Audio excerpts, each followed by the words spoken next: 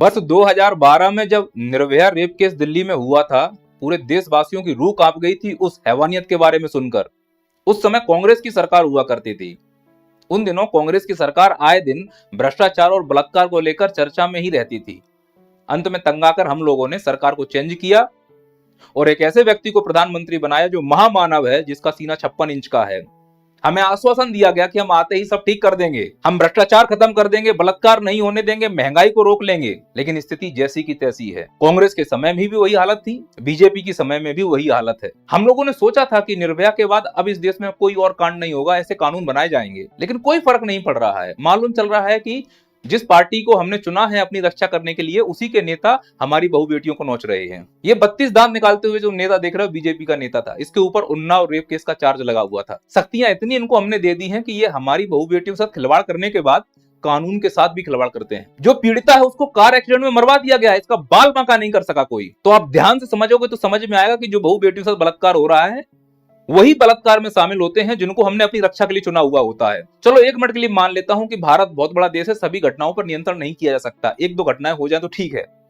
फिर Kathua rape case हुआ, बच्ची के साथ बलात्कार हुआ, हमने हाय उल्ला किया, फिर बातें दब गई। फिर कुछ समय के बाद बीएचयू में एक रेप केस हुआ था जिससे हमारी रूह दहल गई थी। बीएचयू में एक रेप केस हुआ जिसमें एक बच्ची के सिर पर गन लगाकर इन 3 हरामखोरों ने बलात्कार किया था। और ये बीजेपी के आईटी सेल के छर्रे हैं। वो बीजेपी जिसको हमने कांग्रेस को हटाकर बीजेपी को लाए थे कि हमारी रक्षा करेंगे, ये हमारा सम्मान रखेंगे, और उन्हीं के गुर्गे आज हमारी बहु बेटियों को नोच रहे हैं और इनका बाल बांका नहीं हुआ। बलात्कार करने के बाद ये मध्य प्रदेश में जाकर चुनाव रैलियों में चुनाव कर रहे थे, उस समय जब मध्य प्रदेश में चुनाव चल रहे थे। और इतना बड़ा सिस्टम जिसमें हम खुफिया विभाग, पुलिस इत्यादि पे खर्चा करवा रहे हैं, वो इनको पकड़ नहीं पाए। जब चुनाव हो गया तो उसके बाद पकड़ा गया, फिर हाजिर किया गया। भूल जाओ इस देश में रेप की घटनाओं को रोकने के लिए, क्योंकि रेप की घटनाएं उन्हीं के गुर्गे कर रहे हैं जिनको हम अपना रक्षक मान रहे हैं। जब बात उनके गुर्गों तक आती है तो सभी कानून को बंद करके पोटली में रख दिया जाता है। बहु बेटियां हैं, नुच रही हैं, नुचने दो।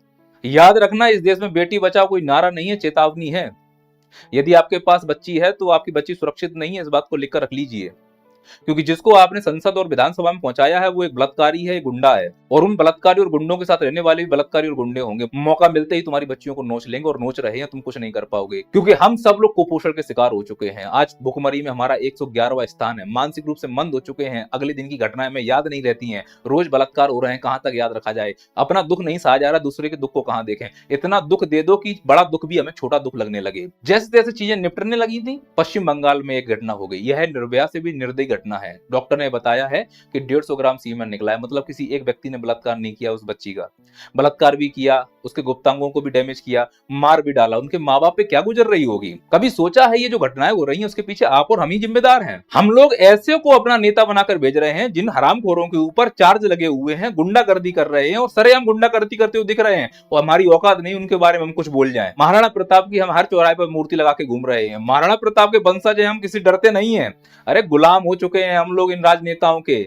जब भी राजनेता आता है गाड़ी में ओए ओए करते हुए, हम उनके सामने हाथ जोड़ लेते हैं। ऐसा लगता है औपनिवेशिक काल में जी रहे हैं। ये हाले नेता अंग्रेजों की तरह दिख रहे हैं हम लोगों को शोषण करते हुए। हमें मजबूरी है कि इनकी जय जय करनी पड़ती है। अगर जय जय नहीं करोगे तो तुमको उठाकर जेल में डाल दिया जाएगा, तुम्हारे ऊपर कोई कार्रवाई करवा दी जाएगी, ज्यादा होगा तुम्हें मरवा दिया जाएगा। गांधी के देश में आज सच बोलने की कोई हिम्मत नहीं कर पा रहा है। भगत सिंह के देश में जहां इंकलाब जिंदाबाद नारे लगते थे, वहां आज गुलामी के नारे लग रहे हैं। हमारी ऐसी क्या मजबूरी है कि हम अनपढ़ और बलात्कारियों को नेता बनाकर भेज रहे हैं? क्या हमारे पास कोई और योग्य लोग नहीं है?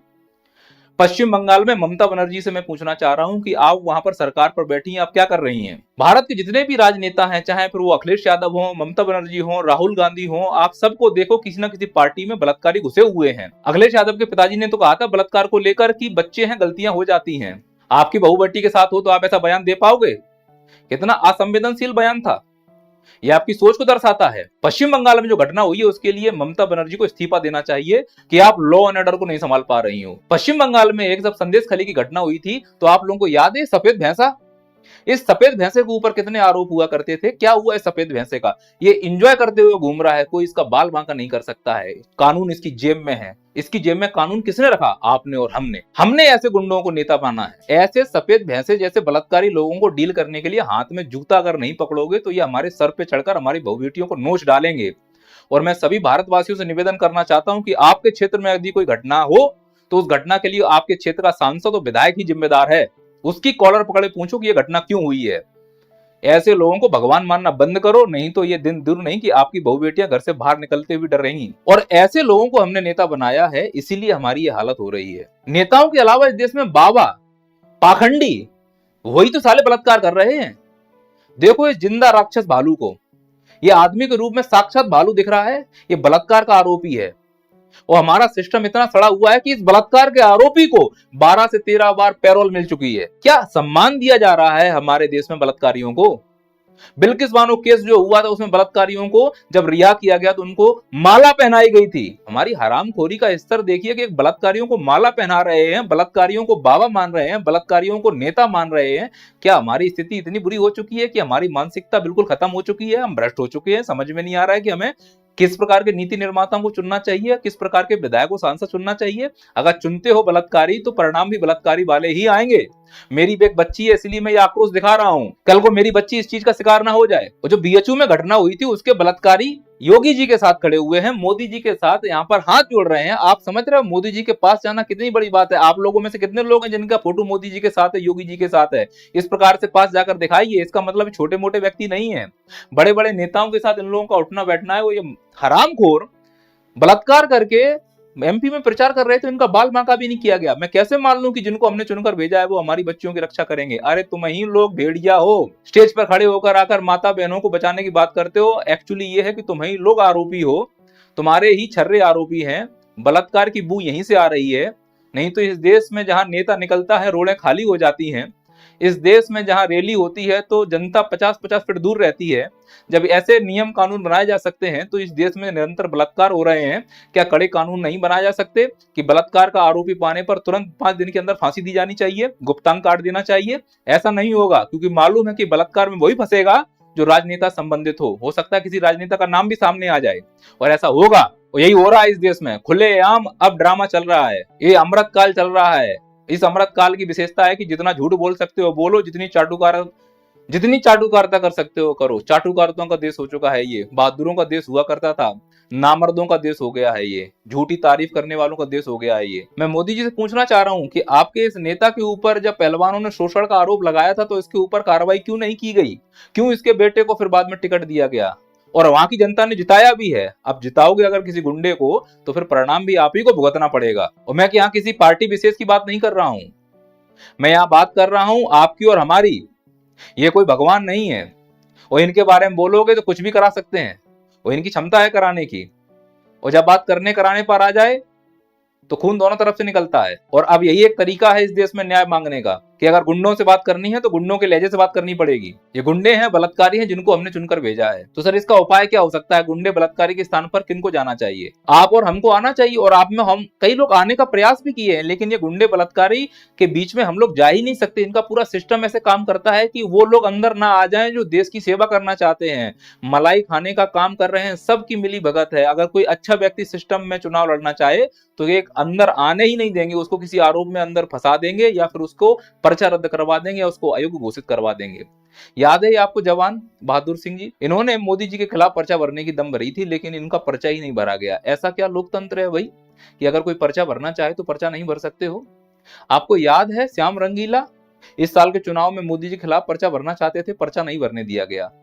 और मोदी जी ज्यादा नहीं 1.5 लाख वोटों से जीते हो। और मुझे लग रहा है कि अगर श्याम रंगीला खड़ा हो जाता तो ये अंतर 50,000 का रह जाता। तो आपको ये समझने की जरूरत है कि जो आप पॉपुलैरिटी लेके चल रहे हो वो जनता के बीच में उतनी नहीं रही है। आईटी के चक्कर में आप जो पॉपुलैरिटी गेन करके बैठे हो, जनता आपसे खुश नहीं है। मन की बात में जनता आपकी बात नहीं सुनना चाह रही है। अब जनता ये चाह रही कि आपने पिछले 10-12 सालों में क्या किया है। भ्रष्टाचार को लेकर, बलात्कार को लेकर, रेवन्ना नाम का एक व्यक्ति था जिसके ऊपर आरोप था, आप उसका प्रचार कर रहे थे चुनाव में, उसके प्रति क्या एक्शन हो गया? सनातन धर्म को लेकर नेता गाली दे रहे हैं डीएमके की, उनके प्रति क्या एक्शन हो गया? महिलाओं का शोषण हो रहा है तुम्हारे नेताओं के द्वारा किया जा रहा है, उनके प्रति क्या एक्शन हो गया? तो जब कोई एक्शन होना ही नहीं है फिर आप चाहते हो कि आपकी तारीफ होती रहे, तो बड़ा मुश्किल है। आज इस देश की हालत आप समझिए कि अगर ट्रेन एक्सीडेंट होता है तो हम भगवान का शुक्रगुजार करते हैं कि कोई मरा नहीं है, क्योंकि आए दिन ट्रेन एक्सीडेंट हो रहे हैं। कहां जा रहा है हमारे टैक्स का पैसा? आए दिन पुल गिर रहे हैं, कहां जा रहा है हमारा टैक्स का? आए दिन सड़कें धंस रही हैं, कहां जा रहा है हमारा टैक्स का पैसा? आए दिन बलात्कार हो रहे हैं, कहां है सेफ्टी? और मैं तो ये कहता हूं कि जो नेता संसद में खड़े होकर हिसाब गिनाता है कि हमने प्लेयर्स के लिए इतना पैसा खर्च किया। मैं उन नेताओं से पूछना चाह रहा हूं जो तुम बड़े बड़े बंगलों में रह रहे हो, तुम्हारे पापा जी का बंगला है, तुम्हारे नाना जी का बंगला है, तुम्हारे कक्का पैसा दे गए थे, जिस बंगले में रहते हो वो भी हमारे टैक्स का पैसा है, जिस गाड़ी में चलते हो वो भी हमारे टैक्स का पैसा है, जो तुमको फ्री में सुविधाएं मिल रही वो भी हमारे टैक्स का पैसा है। पैसा हमारा खा के हमारे ऊपर ही एहसान जताने की कोशिश कर रहे हो। और तुम जता सकते हो क्योंकि तुम्हें मालूम है कि तुमने देश की हालत ऐसी कर दी है कि हम भुखमरी में 111वें नंबर पर हैं। जब पेट में दाना नहीं होगा तो अधिकार की बात कौन करेगा। मुर्गी को इतना नोचो कि उसका अगर पंख खोला जाए तो उसमें भी उसे तकलीफ ना हो तो उसे कहे कि वाह कितना आराम मिल रहा है। आज देश की वही हालत हो रही है। आप सोचो कि ये सरकार हर क्षेत्र में फेल होती हुई दिख रही है, रोजगार दे नहीं पा रही है, महंगाई कंट्रोल कर नहीं पा रही है, बलात्कार रोक नहीं पा रही है, रेल एक्सीडेंट रुक नहीं रहे हैं, पैसे की कीमत बढ़ती जा रही है, सड़कें धंसती जा रही हैं, पुल गिरते जा रहे हैं, एयरपोर्ट टूटते जा रहे हैं, तो पैसा जा कहां रहा है। क्या तुमने ऐसा कर दिया है। शिक्षा के ऊपर जीएसटी लगा रहे हो, स्वास्थ्य सुविधाएं दे नहीं पा रहे हो, सरकारी स्कूलों की हालत बहुत खस्ता है, हॉस्पिटल है नहीं है, तो मैं फिर क्यों आपको चुनूं। आपको चुनने का मेरा पर्पस क्या था। क्यों हम लोगों ने सरकार बदली है। केवल आप इसलिए आए हो कि बस सत्ता में बने रहो, इस विधायक को खरीद लो, उस सांसद को खरीद लो, झूठे आके वादे कर दो कि हम बच्चियों के लिए करेंगे और तुम्हारे ही सांसद विधायक बच्चियों का बलात्कार करें तो तुम चुप्पी बांध कर बैठ जाओ। बस इस देश को धर्म राजनीति के नाम पर उलझा के रखा हुआ है और हम मूर्ख हैं। तुम मुस्लिम हो, या अल्लाह अल्लाहू अकबर बोलूंगा, पागलों की तरह पीछे आओगे कि हाँ ये मेरा नेता है। और अगर तुम दलित हो, मैं तुम्हारे लिए बोलूंगा अम्बेडकर जी, तुम मेरे पीछे आओगे पागलों की तरह। भील हो, तांत्या भील बोल दूंगा, पीछे आ जाओगे पागलों की तरह। हिंदू हो, महाराणा प्रताप बोल दूंगा, पीछे आओगे पागलों की तरह। जय श्री राम बोल दूंगा, पीछे आओगे पागलों की तरह। धर्म जाति के नाम पर इस जनता को बलगराना इस देश में बड़ा नहीं रहा है। आपके और हमारे बच्चे क्या कर रहे हैं, कांवड़ यात्रा में कांवड़ धो रहे हैं, और कांवड़ अगर कहीं टकरा रही है तो तोड़ा फाड़ी कर रहे हैं। एफआईआर हमारे बच्चों के ऊपर हो रही है, और जिन्होंने ये रूल निकाले उनके बच्चे विदेशों में पढ़ रहे हैं। समझ रहे हो आप मेरी बात को। अगर अभी भी समझ में नहीं आ रहा है तो तैयार रहिए, भविष्य ऐसा ही बनने वाला है। मैं ये नहीं कह रहा हूं कि कोई पार्टी अच्छी है कोई पार्टी बुरी है, आप किसी भी पार्टी को ले आओ, ये दुर्दशा बदलने वाली नहीं है, क्योंकि प्रॉब्लम नेताओं में है। नेताओं को अगर बदलना है तो हमें राजनीति में उतरना होगा और ऐसे लोगों को हमें समर्थन करना होगा। पर ऐसा नहीं है कि राजनीति में अच्छे लोग नहीं है, राजनीति में बहुत अच्छे लोग हैं, बहुत अच्छे अच्छे लोग राजनीति में आ रहे हैं। ऐसे पूरी राजनीति में गंदे लोग नहीं है, लेकिन गंदे लोग अलग से दिख जाते हैं। मैं तो कहता हूं सीधा सा है, चुनाव के समय अगर किसी के ऊपर एफआईआर झूठी भी है तो उसको भाई वोट मत दो, बात खत्म। अगर हम पढ़े लिखे समझदार और अच्छे इंसान को भेजते हैं राजनीति में तो समाज हमारा अपने आप सुधर जाएगा। तो एक तो हमने गंदे राजनेता भेज दिए हैं, दूसरा ये पूरा बॉलीवुड हॉलीवुड टॉलीवुड फलाना ड्रिल। आप देखो यूट्यूब से लेके फिल्मों तक सब हवस ही हवस आपको दिखाई दे रही होगी। 24 घंटे बच्चे के दिमाग में अगर हवस होगी तो उसका परिणाम बलात्कार ही होगा, और वो हो भी रहा है। तो इस पूरे सिस्टम के लिए जिम्मेदार है हमारे वो अयोग्य नेता, वो भ्रष्टाचारी और बलात्कारी नेता जिनको हमने संसद और विधानसभा में भेजा है। दूसरा वो यूट्यूबर जो हवस भरी बातें और हवस भरा कंटेंट दिखाते हैं, वो फिल्म मेकर जो हवस भरे कंटेंट को बनाते हैं। खासकर बिहार की इंडस्ट्री में भोजपुरी को मैं पूरी तरह से जिम्मेदार मानता हूं। रिमोट से लहंगा उठाना हो, बगल वाली आंख मार रही हो, या किसी प्रकार के भद्दे गाने हो, शुरुआत तो यहीं से कर दी है। हवस आपने डाली है, अब आप आके नीतियां बनाओगे तो कितनी अच्छी नीतियां बना लोगे, जरा सोचो।